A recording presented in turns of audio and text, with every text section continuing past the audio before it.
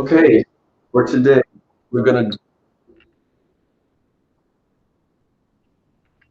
Who are you? I'm me. I'm Mr. No, I'm Mr. Jake. That's an important.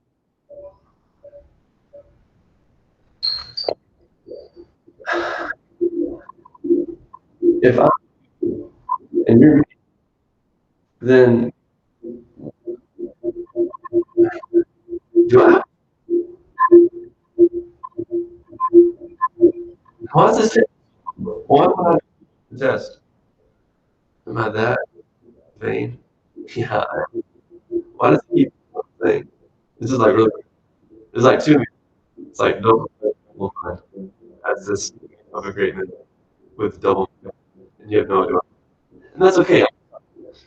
So I'm going to be going over your topic 11 test, and I'm not going to forget to present. So I'm going to present right now because if I did the whole thing and I forgot to present, I would probably cry like I do every night before I go to sleep. But that's just beside the point. It has nothing to do with math. So let me bring the test up and start going over it for those of you who missed questions and you want to know what you did wrong. So I have 17 minutes. Here we go. That should be just enough time. So for questions number 1 and 2, those are parallelograms. To find the area of a parallelogram, it's just base times height. So just multiply this times this, boom, you're done. Number 2, a little bit more complicated because you have a number that you don't need. Take the base 5 times the height 10, you're done. You get the area. Number 3, base times the height is going to equal 234. So how do you get the answer to the base? Well, you got to do the opposite of times 13 for this one. To get b by itself, you're going to want to divide by 13 from both sides. Okay? Cross out the twins. And once you do 234 divided by 13, you're going to get the answer. Here's your hint. 13 goes into 23 just once. So finish that, and you'll get the correct answer. It's not going to be a decimal. If you get a decimal, you're doing something wrong. For number 4, number 4, that's a 6, kind of hard to see. Now, if you missed 4 and 5, you probably missed them both. And if you did, it will probably be because you forgot to divide by 2. So 3 ways to do this. You're going to have to cut it in half, and that's what you forgot to do if you missed it. So a lot of people did this, what you're supposed to do, but they forgot to divide that by 2, whatever answer they got. What I would suggest is just take that number, cut it in half, and multiply times 6. That's also going to give you the same thing. So don't forget to cut this in half. Number 5, I changed this for an advanced test. I would multiply these two first, and then whatever answer you get after you multiply, divide it by 2, and then you're done. And number 6, what should it look like? Should it be inches to the second power, or inches to the third power? When you're finding area, here's your hint. For number 8, look at all of these answers. What do all of the answers have in common? Not just the letters, but look at the number after the M. That's the number that's going to be for number 6 as well, that same exponent. Now, what's funny is number 7, I found this out with my last class of the day. Number 7 and 8, they can be solved. So all of this, you can do this, split it up, and then do what I said and get the right answer. But it's much easier if you solve it the same way that you solved number 7. So I guess it is a trapezoid. So let's ignore this. And that's number 7 and number 8. If you missed one or both, all you need to do is this. Take the top, add it to the length of the bottom. Ooh. And then take that number, top plus bottom, multiply it times half the height. Okay? Multiply it times half the height. So 10 plus 5 times half of 6. And that's, do not multiply all three together. I'm saying add top plus bottom. Number 8, same thing. Top plus bottom times half of 14. And that will give you the right answer. Hope that helps. Number 9 and number 10. You're going to want to split these into 2 different shapes, okay? So for the blue shape up here, find the area by taking 8 times 5. And then for the red shape, down here, you know the height is 4, but we don't know the width. We know this is 8 across, right? And we know this is 3 across, that little section.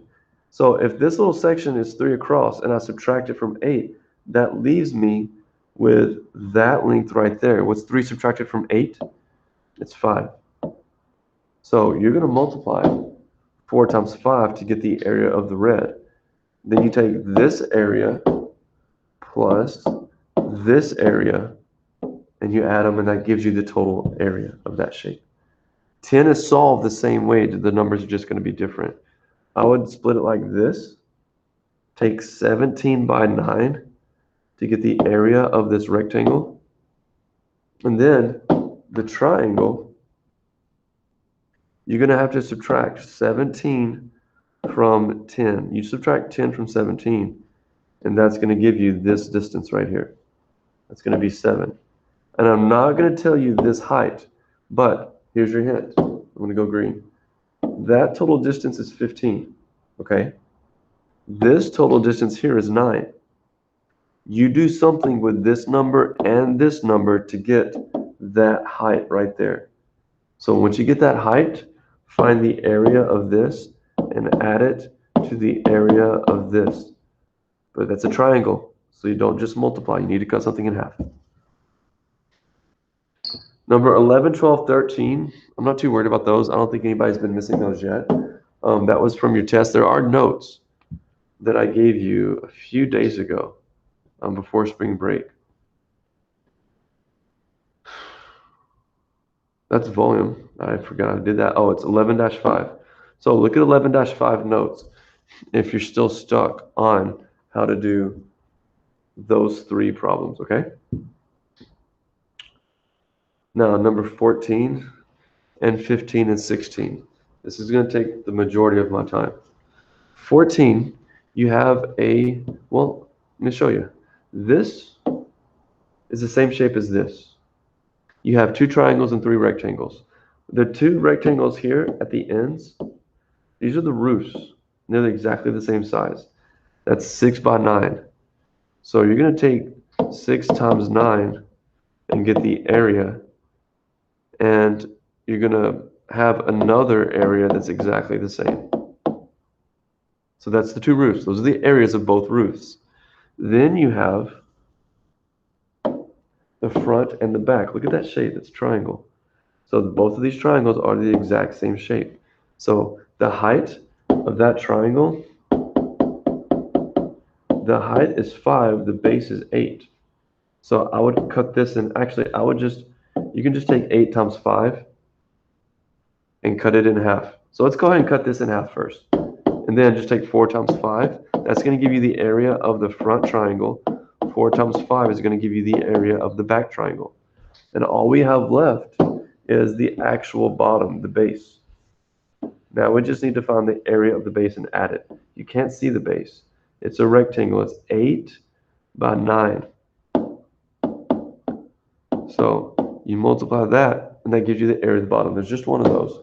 So once you're done getting those 5 numbers, you're going to take all 5 numbers and you're going to add them together, and that's going to give you the total surface area.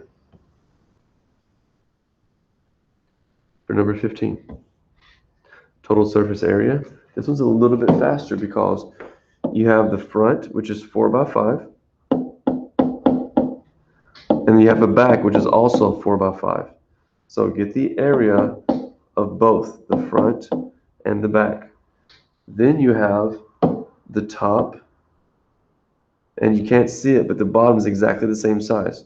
And that size is 6 by 4. Multiply those 2. And then you have a left side, that's 6 across by 5. And you have a right side that you can't see. The right side that you can't see is also 6 by 5. So guess what? Once you get these numbers, after you multiply, add those 6 numbers together. That will give you the total surface area. Class, that's simple multiplication and simple addition. All of you should be able to do that if you try. So add those 6 numbers. That's going to give you the total surface area. Number 16, you have a triangular pyramid. These 3 roofs are all the same size, okay? That roof is 4 tall by 2. I would cut this in half, multiply times 2. The area of those 3 is 4. Now, I'm not going to do the whole thing for you on this one, but I will show you this. The area of the base, which is right here, you're going to have to find that on your own. The height is 1.7. The width is 2. I would cut this in half and multiply to give you the area of that center triangle, that base. And then you should know what to do with all 4 numbers to get the total surface area. So do that, and I hope you get the answer right. Oh, look, the last page. Good, making good time. Volume, class, quite simple. Multiply all 3 numbers together, and you get the volume, okay? So you do that, you get the answer. Number 18, a little bit more complicated. You're going to want to convert this to a mixed number. I'm sorry, an improper fraction. 2 times 3 is 6 plus 1 is 7 over 2. 2 times 6 plus 1 is 13. Keep the bottom the same. And then keep the 4, make it a fraction. Okay? So you're going to, what I would suggest you do is multiply these 2 first. 2 times 2 is 4. And then 7 times 13 is 91.